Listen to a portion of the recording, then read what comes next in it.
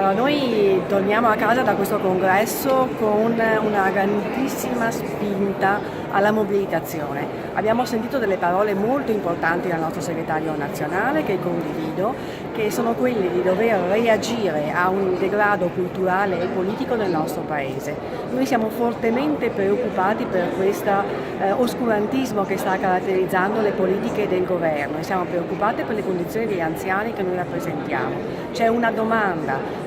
molto forte che viene dagli anziani del Veneto, dalle donne e dagli uomini, che è quella di tutela dei criteri di acquisto delle loro pensioni ed è quella di accesso alla sanità. La sanità in Veneto si sta degradando rapidamente con il taglio di quelle che sono le prestazioni nel territorio. Noi siamo impegnati e ci mobiliteremo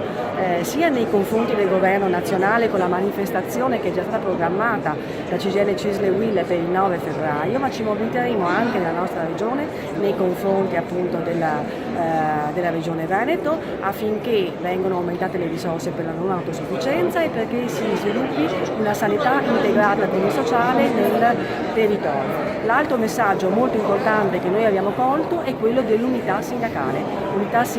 che riguarda una relazione molto più stretta, programmatica con i colleghi sindacalisti dei pensionati, FNP e WILP, che deve essere portata avanti a tutti i livelli, anche a livello confederale, e unità sindacale che deve riguardare anche l'interno della nostra organizzazione. Noi come Veneto ci siamo e ci impegneremo fortemente con i nostri 500 collaboratori, militanti, compagni e compagni dello SPI, che con forte convinzione e generosità ogni giorno lavorano per dare risposte ai bisogni degli anziani nella nostra regione.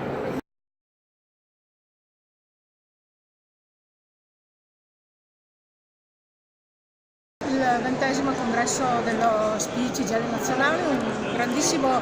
un grande congresso, una relazione, quella del segretario Ivan Pedretti, esaustiva, ma che ha toccato dei punti sono moltissimi punti che sono stati ovviamente così esplicitati, ma quello che mi ha colpito per quanto riguarda proprio il territorio della mia provincia, il territorio di Belluno, è il fatto di aver così messo più volte all'attenzione le risorse mancanti per la non autosufficienza. La nostra provincia è una provincia di persone anziane e molto sentiamo questa difficoltà, il dover gestire le non autosufficienze, le pluripatologie dell'età anziana va a impoverire lo stato sociale del nostro territorio, proprio perché le famiglie devono mettere a disposizione risorse continue per poter portare avanti, compiere questa assistenza di cura. Molto è stato parlato anche sulla sanità, che come abbiamo visto anche per la nostra regione con la legge di bilancio sono stati tagliati parecchie risorse anche nel campo sanitario, e anche questo è una delle cose in cui in questa relazione è stato puntato l'indice per dire che tutto questo non va bene e che non si può smantellare la sanità.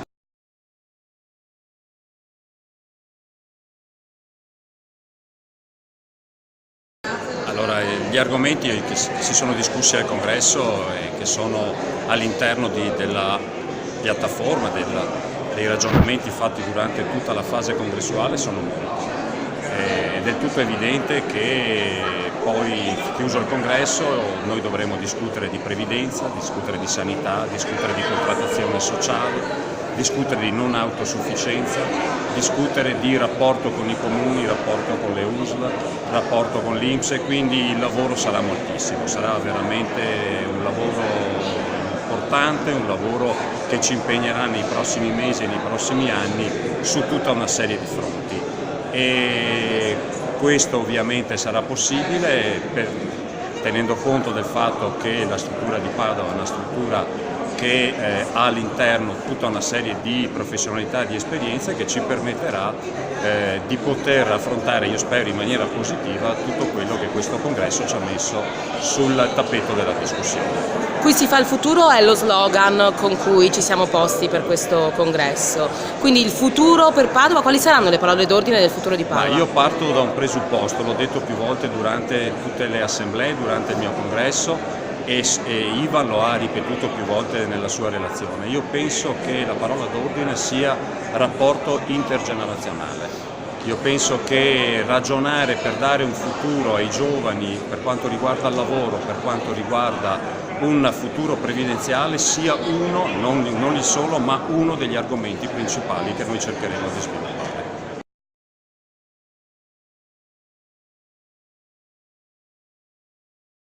Qual è il futuro? Beh, innanzitutto devo dire che il congresso per noi è stato, tutto il percorso è stato molto stimolante, ci sono tantissimi temi da sviluppare, però le persone nelle assemblee pre-congressuali ci hanno chiesto di aprire uno sportello sociale, che è quello che faremo a Rovigo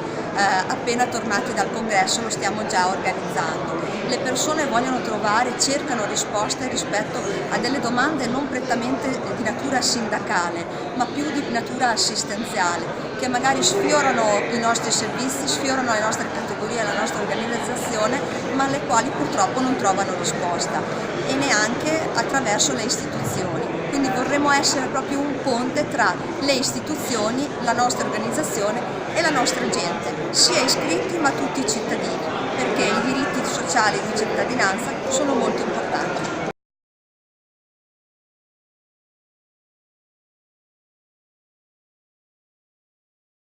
Innanzitutto noi declineremo quanto emerso in tutti i congressi, compreso quello nazionale, una discussione nel prossimo mese in tutte le assemblee del tesseramento che faremo in provincia di Treviso. Più di 100 assemblee che coinvolgeranno oltre 10.000 iscritti. I temi che porteremo alla discussione tra l'altro si incardinano anche con la piattaforma unitaria di CGIL e CISL-UIL, quindi qualificare sempre più la contrattazione sociale in modo di garantire il benessere e la coesione sociale agli anziani e alle loro famiglie, agire sempre più per dare tutele alle persone anziane non autosufficienti attraverso un confronto costante con le case di riposo o i cosiddetti centri servizi, ma poi stiamo agendo molto anche sul tema sanitario e quindi un confronto con le ULSS perché ci sia una medicina in grado di assistere nel territorio gli anziani e di dare risposte costanti a chi ha le cronicità. È un terreno molto difficile perché l'organizzazione sanitaria ha molte falle e noi come sindacato tenteremo nel confronto con i direttori generali delle varie ULSS di imporre anche delle scelte diverse dal passato proprio per rispondere a questi nuovi bisogni.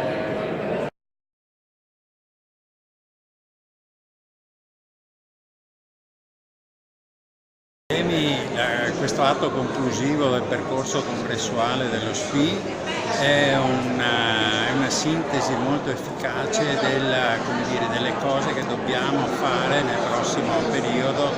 e quindi è un progetto, è un'idea di futuro che lo SPI lancia anche da questo congresso e che credo diventerà oggetto di molte azioni che si tradurranno sul territorio in un rafforzamento della nostra presenza sui temi della contrattazione sociale, della tutela individuale e previdenziale e delle azioni che facciamo giorno per giorno a difesa della gente che rappresentiamo e della popolazione anziana in genere, che è sottoposta a vari processi di trasformazione come gli aspetti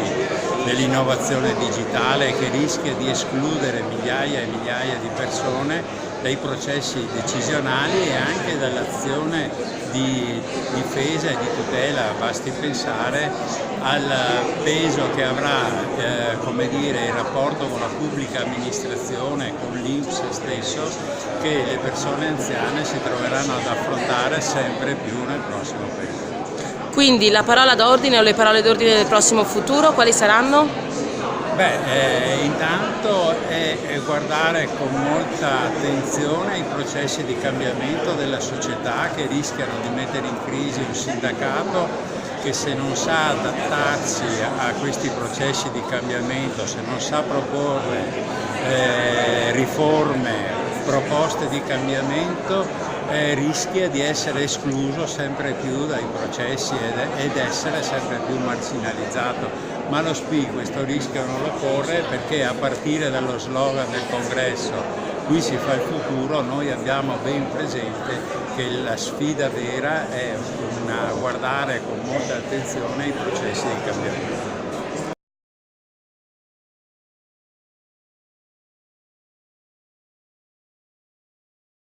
Sono due priorità per lo SPI di Verona. La prima priorità è una negoziazione territoriale che sia sempre più forte nel confronto con le amministrazioni locali, per la tutela dei pensionati e delle pensionate, per rivendicare diritti inespressi del nostro insediamento territoriale. La seconda cosa è invece rafforzare sempre più la presenza nel territorio e quindi le aperture delle sedi con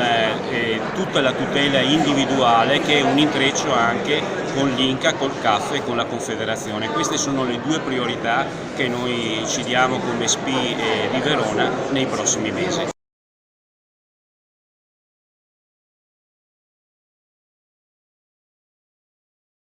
Da un congresso ci si porta a casa le idee, ci si porta a casa anche l'entusiasmo e anche riflessioni su quello che deve essere il nostro futuro, ed è quello che ci portiamo a casa, su come essere sempre più presenti sul territorio, su come essere sempre più vicini a chi rappresentiamo. Come Vicenza pensiamo per il prossimo anno di istituire lo sportello sociale per essere vicini al vero disagio delle persone nel momento in cui si trovano a dover gestire una non autosufficienza o problemi di aiuto alle persone più deboli e più fragili, oltre a continuare il nostro programma sul controllo dell'OBSM, che ha dato dei meravigliosi risultati anche negli anni precedenti, e soprattutto essere più presenti nel territorio, cioè essere più vicini alle persone che rappresentiamo ed essere più vicini anche ai cittadini, perché credo ci sia un forte bisogno di questo in questo momento.